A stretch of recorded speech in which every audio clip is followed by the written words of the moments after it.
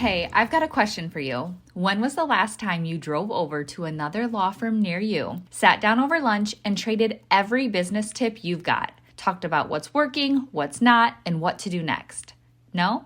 See, that's what MaxLawCon is for. It's real conversations with law firm owners who are actually doing this, building, leading, scaling, and willing to share what's working right now. You could keep doing it alone, but let's be honest, it's slower, harder, and way more expensive than getting in the room and shortcutting the learning curve. As of this recording, we've got 20 seats left to this year's event. Skip the guesswork, go to maxlawcon.com and grab your ticket before they're gone. Get ready, because here's your host, Tyson Mutrix.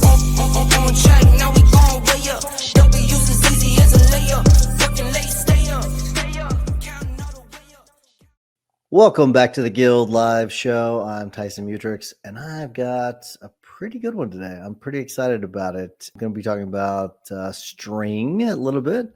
We're going to be talking about a facelift to a favorite AI tool of mine, and I think I'm pretty sure from talking to a lot of you, it's a favorite AI tool for a lot of you all.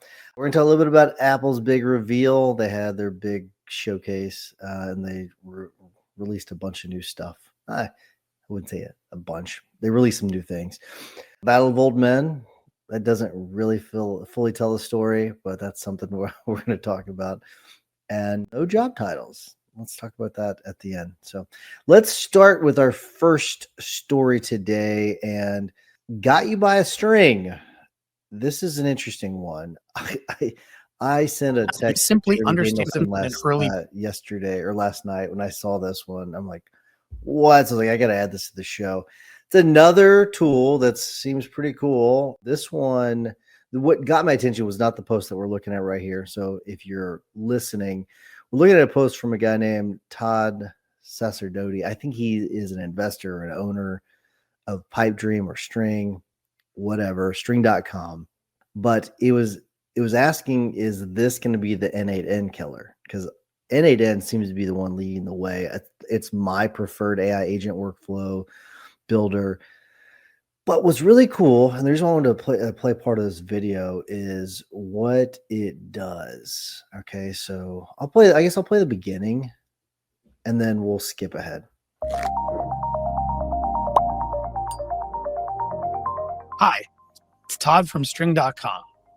For the past 6 months, we've been quietly developing what we believe is the future for building AI agents. And we're very excited today to launch String in an early preview release.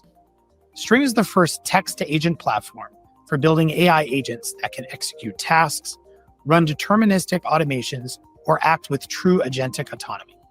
So what's interesting is it's no longer the drag and drop build that pretty much every other platform has been built on since Infusionsoft. This is, I type in what I want and it's built out. That is what sets this apart. Okay, that's what's really, really cool about this. All right, so let's kind of go into their brief demo of this to see what it does. Here's a little teaser. I typed in a prompt last night.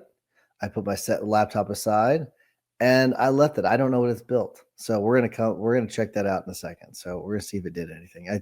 It may have needed a few more bits of information for me, but we'll see. But let's see what they have. For mentions of my brand, and notify me in Slack when my brand is mentioned. For this example, we will use OpenAI for our brand, and we can quickly approve the plan String proposes. String nails it, building a brand monitoring agent that works on the first try, and I am prompted to deploy. However, let's ask String to improve the agent, adding a summary of the article as part of the message. And then, another change. Let's add sentiment analysis to gauge if the mention is positive or negative. We can now test the agent and observe the message in Slack. How about one more change? Let's also add monitoring of additional brand, this time Anthropic. In our final example, String will build an agent that can see. String starts by writing code to generate a URL for new product launches on Product Hunt yesterday, and then analyzes the page using I mean, I got to say from like what I'm seeing so far, this is pretty impressive. This is, I mean, essentially it's vibe coding that you may have heard that phrase where I mean, people are building sites that we have built out sites that we are going to be announcing soon that use vibe coding. And that's what they're doing here. And this is very interesting. If you have any doubts about whether it's going to be effective and work, I will tell you just vibe coding in general is very effective. It does work. There are drawbacks to it. For example, I'll give you a really big example.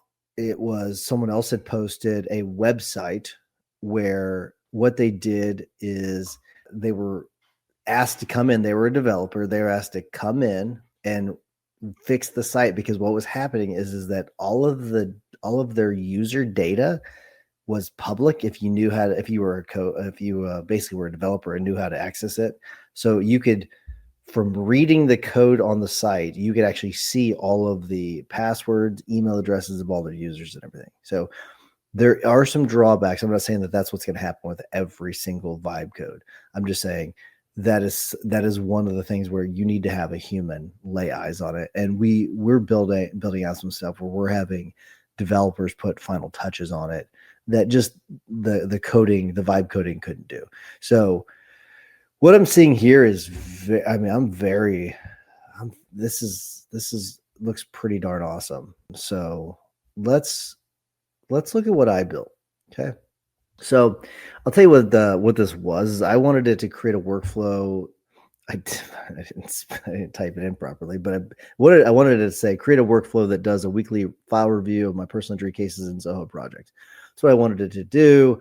So if you're just listening, I'll tell you what we're looking at here. So what it did is it says I'll create an agent that runs weekly to review your personal injury case files in Zoho projects. The agent will run on a weekly schedule, yada, yada, connect to Zoho projects to fetch your personal injury cases, generate a comprehensive review report that includes case status, recent updates, deadlines, and any files that need attention. Format this information into a clear summary for your weekly review. So what it did is I do remember I had approved the plan. So it asked me to approve the plan. I said yes. And then, so it's waiting for my input here, which it did create. It's got the fetch projects here. It's got the weekly at 2 p.m. on, I don't know what day of the week it put.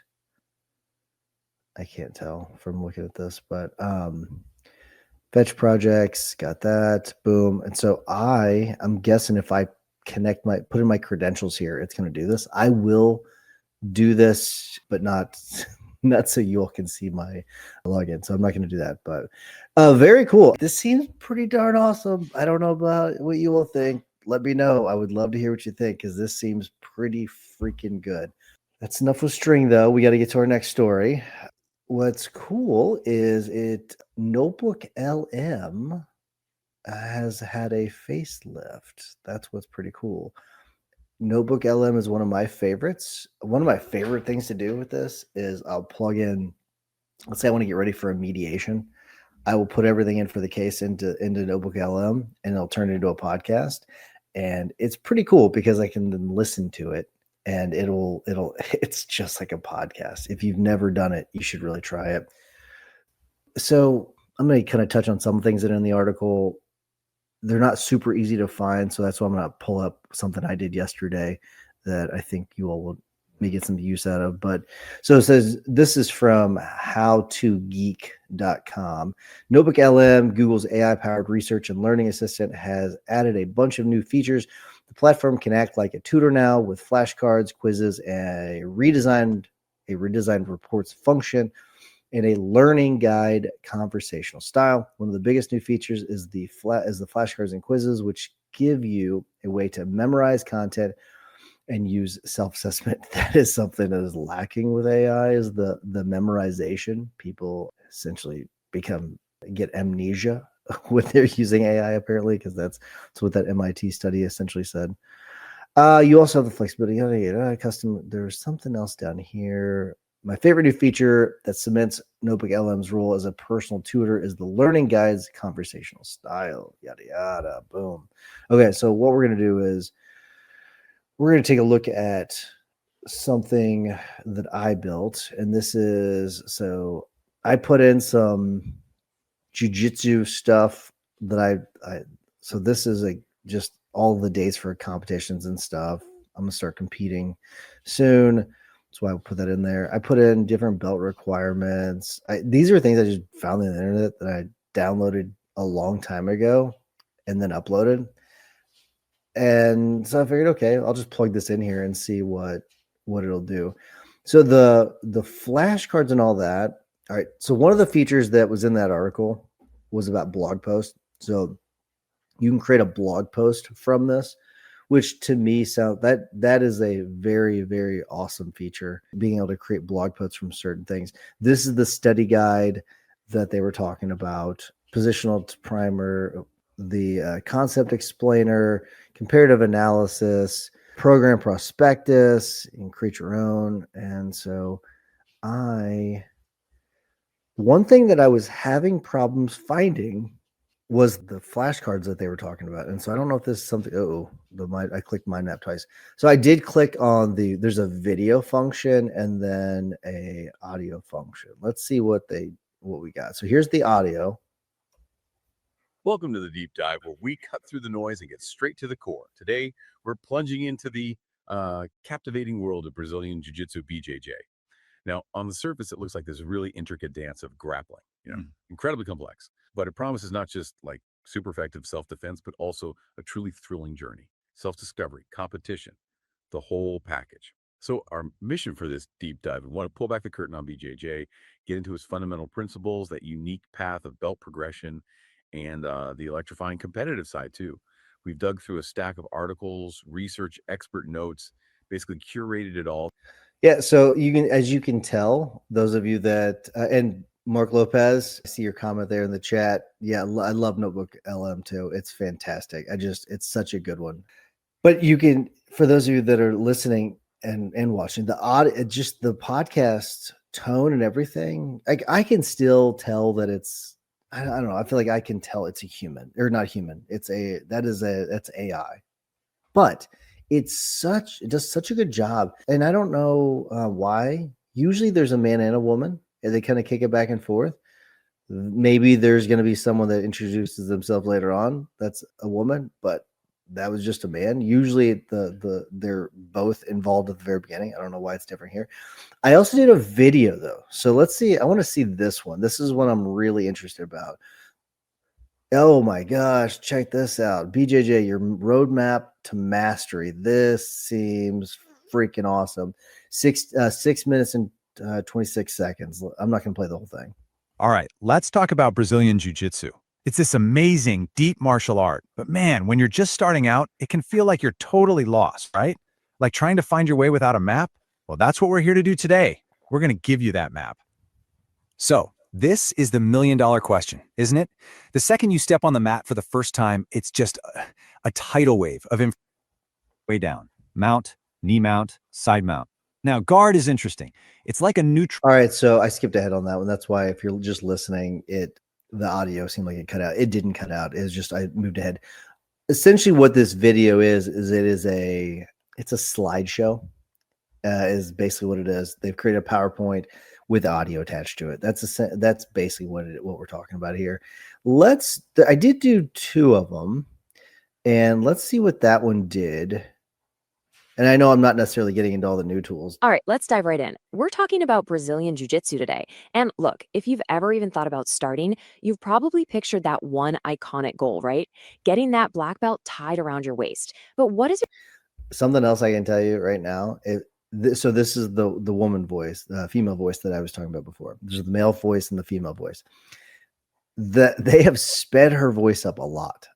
Usually the tone is very much slower, conversational. And maybe it was just for this video. That is a distinct difference between her normal voice. That's interesting. it really take to get there? What does that incredibly long journey? Right. Look how simple and focused the requirements are for the youngest kids. From the mount position, all they need is one. So I thought was pretty cool. I will tell you, I mean, I don't know I don't know where to find the index cards and all that they were talking about, flashcards. Let's see if create flashcards. I'm just using that. I'm typing that into the chat and see if that makes any sort of difference. But from the options, I don't see it unless it's supposed to be under report somewhere. I'm not seeing it unless it's something that's supposed to be rolled out soon. But let's see if it does this, and then we'll move on to the next story. I know I did spend a little bit extra time. I mean, no, it's not doing it.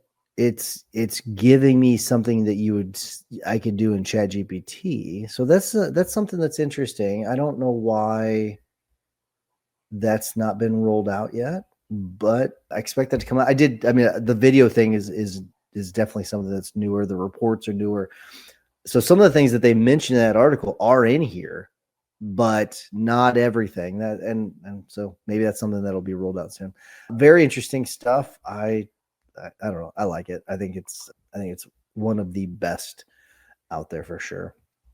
All right, let's get into some of everything announced. What's really funny, I'm gonna show you two articles, and they both have basically the same title. That's what I think is funny about it. I don't know why. I just think it's funny. So this one's from Wired. Everything Apple announced today, and then you go over into Lifehacker.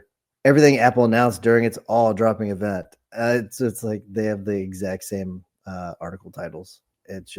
I just find that curious. But let's go over to the Wired one. I prefer this over Lifehacker. Everything Apple announced today, the iPhone 17 is here, along with a very thin iPhone Air. And that seemed like to be the big revelation was this iPhone Air. One of the articles I read talked about the iPhone Air as a really good advertisement for the iPhone 17 because the iPhone Air sucks. So iPhone Air sucks so much, according to them. But I don't know. There are 3 new Apple Watches to tell you how you're feeling and a pair of AirPods Pro 3 that can translate between languages. The AirPods Pro 3 I found to be really interesting, not because of the language part. I didn't know about the language part. What I did know about was the health metrics that they've added to it. I thought that was something that could be very, very useful. The watches, they already do a decent job of the metrics, but the how you're feeling, they kind of give you that a little bit of that already, but they must have some advanced tools that they've got. So you got the new iPhones. There are 4 iPhones as usual, but Apple has changed things up quite a bit this year. Gone is the Plus model, and in its place is the iPhone Air, a new ultra slim and lightweight iPhone that's just 5.6 millimeters thick. That's going back to like the iPhone 5 size. That's going back a ways. Which I thought was a really nice sized phone, and then it blew up, and now all the phones are gigantic. You only get 1 camera on this model though. That was on the Air.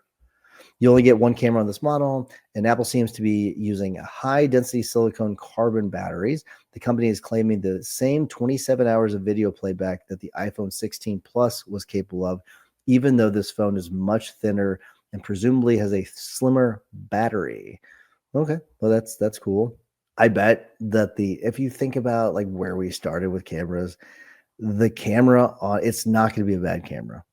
I mean, it just can't. It's not going to be a bad camera. It's not going to be. It's definitely not going to have the issues that the 16 is having with these spots on it. If you've not heard about that, there's spots that can get onto the lens that you cannot remove. They're like inside of the camera. So that's another topic for another day. The iPhone 17 Pro models have a completely fresh look with a new camera plateau design. The highlights here are a vapor chamber cooling system that sounds cool, that helps regulate the heat generated by the beefier processor, and a 48 megapixel telephoto camera that hits 4x optical zoom and 8x optical like zoom. Okay. I'm trying not to make this whole show about tech, but this one definitely as I promise, we're going to get into some stuff that's not tech in the next 2 stories. But these are things. these are things that affect us. Like, these are part of our lives. The phones, everything, especially if you're an Apple user, big part of it. 3 new watches compared to last year's somewhat lackluster 10th anniversary of the Apple Watch. This year sees a complete revamp, including a long overdue update of the company's entry-level Watch SE. This year, the Watch SE has the latest S10 chip, which means that it finally has a lot of the features available on more expensive watches. All right, so 3 new watches. Great, awesome, perfect. AirPods Pro 3.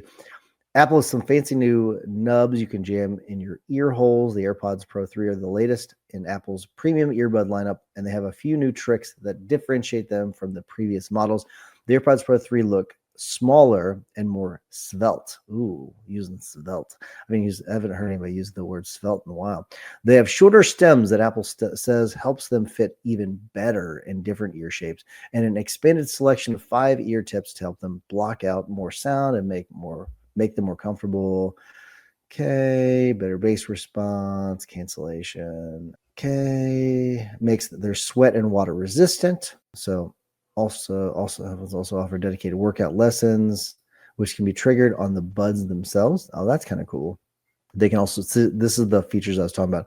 They can sense your heart rate. We haven't seen those in headphones in a few years, it says, and makes these great for pairing with an iPhone at the gym. The new AirPods Pro 3 sell for $249 and will be available on September 19th. I thought that this would have been more expensive. That's not, I think that's the same price as what the AirPods Pro 2 were, because I had to buy some new ones. Somehow mine made it their way to the dump. So I only knew that because I couldn't find them, and I turned on Find My iPhone, Find My whatever I think that's what they call it now, Find My. But another story. The new model gets 8 hours of battery life with noise cancellation and 10 hours with hearing aid features running. That's very cool. Live language translation also, and then Apple Intelligence, Apple's AI software. What I heard was that essentially they didn't talk about much AI stuff at the conference. Apple's AI software efforts, in part leveraged by a dependence on OpenAI's LLM, have endured numerous struggles. Yeah, that's kind of consistent with what I heard before. They also have some accessories, but that is all for that story. Let's move on to the Battle of Old Men. So this is one where what I want to talk about here, those of you, you've probably heard about Cracker Barrel. I think that's their whole issue with what they've done is they have decided to not change their stores. Okay. They decided to not change their logo because the new logo was hideous. I mean, it really was hideous. I even had a little bit of fun with it on my Facebook post, but I'm gonna show you a quote in a second. This is why I was gonna have this Ford versus Cracker Barrel, as well as but I didn't have enough space, so I had to go with the Battle of Old Men. That's why the old man in the rocking chair versus old man Henry Ford. I promise I'm gonna connect these in a second. So much to the chagrin of customers, Cracker Barrel had changed the logo and they were going to change all their stores. They'd already started revamping all their stores. They spent a ton of money. I think they spent $6 million or $3 million on the logo redesign, which is, I don't even know how it's possible. Maybe there's got to be more to it. That's just what has been reported. And it seemed as though they really had not listened to what their customers had said. That was what's really interesting. They had ignored anything that their customers would want. And this is what I'm struggling with. There's this quote from Henry Ford, and it is, if I had asked people what they wanted, they would have said faster horses. And that is something, that's where I struggle with this a bit, because I think that Cracker Barrel totally screwed up. I think they totally screwed up because it didn't even seem like they had changed the menu. It seemed as though what they had done was they had tried to replicate what First Watch was doing without changing the menu. And I thought that was really bizarre because you had this customer base that, and maybe this is just a matter of not understanding your customers. And maybe that's how I can justify this, because I do agree. And also compared to something that frustrated me with a case management system that we had been working with. But part of this is just understanding the customer base and not understanding the customer base. Because with Henry Ford, maybe he just understood what farmers needed and what people needed, and it could be that. It could be as simple as that. But I remember dealing with a company where it was really annoying to me. It was for case management system where I could not link a file. I was not a fan of TrialWorks, but one feature that they had was really good. I could be in my Gmail and I could link to a file because they had a widget or whatever you want to call it, a plugin, something that I could easily just link to a file, just click a couple buttons, type in the name, and boom, it was attached to it. And boom, send and it was automatically in the file.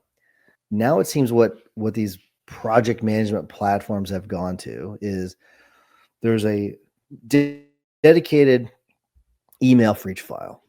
And that is just annoying to me because there's no plugin, nothing where I type in. I did create a workaround. I'll tell you what the workaround is in a second, but it was really annoying because I've got to go open the project. I've got to copy that link, put it as a CC in my email, and then send it. Really annoying. I'll give you the quick and dirty hack on this. Whenever you create a project in whatever manner you create it, have it automatically create a Zap where it automatically will in Google Contacts create that contact for that file. That way you can start typing the client's name and that email will pop up. That's my hack for that. It actually works it's pretty effective. But I shouldn't have to freaking build out a hack like that. And that's just that was a company not understanding, and it's really an industry problem. It's not a company problem where they don't understand the way we work. When it comes to the thing with Henry Ford, and if I'd asked people what they wanted, they would have said faster horses. The moral of the story with that part of it is that I think sometimes you have to do things because, and this is where you have to deeply understand your clients and what they need. Not necessarily what they want, what they need to design your workflows in a way, or to create your services in a way that best serves them, because they don't always know what's best. Let's contrast that with Cracker Barrel. With Cracker Barrel, they did not understand what their customers needed. They didn't. They thought that their customer base was the first watch customer base. They're not. It's a completely different customer base. And so that's how they missed the mark on that. But let's get on to the final story. And this is about no job titles. This is another one where I had to really, it took me back, and it's from someone that most of you know. It's from Robert Herjavec. I hope I say his name right, from Shark Tank. And he posted something where in a business with billion-dollar potential, you won't get far if you insist on sticking to one role. And then he has a screenshot in it. In my company, we don't print anyone's job title on their business cards, and we never have. We do this because it is anyone's job to do whatever it takes. That's not a corny pat statement of belief. It's an essential part of our culture. And here's what I really like about this is the people that we really like in our firm is the people that just figure it the frick out, the ones that can figure it out. And they know that, we're all in this together. We're all working together. They don't take the position of, oh, that's not my job. And that is something where we definitely push back. But does that come up sometimes? Yes. Sometimes we have to deal with that. But everyone does get that we're all in this together. They're all willing to chip in. They're all willing to roll up their sleeves. And that does fly in the face a bit where we do talk a lot about, everyone's got a role. Everyone knows they need to be doing their job and staying in their lane. And I'm even guilty of saying that sometimes too, where, stay in your lane. But a big part of this is that everyone has to be willing to chip in and help out. And if you can find those people in your firm, and you want to hire as many of those people as possible, because you can train them to get the skills. You can give them the skills by doing training. It's that thing I don't think you can teach. The whole we're in this together, we're all chipping in, we're all rolling up our sleeves. That's something that's deeply ingrained in them. And if you can find a way to find those people, hire them every single day of the week and pay them a lot of money. That's just my 2 cents. But all right. That is all I have today. I went a little long. My apologies. Mark Lopez, I will get to your comment. I took my iPhone health info into the doctor for my actual physical. Wow. ChatGPT interpretations, super cool and insightful. Yeah, I've done something very similar. I know Jeremy Danielson's has done something very similar as well. It's very, very helpful. I've not heard of someone taking it to the doctor. I do wonder how the doctor received that.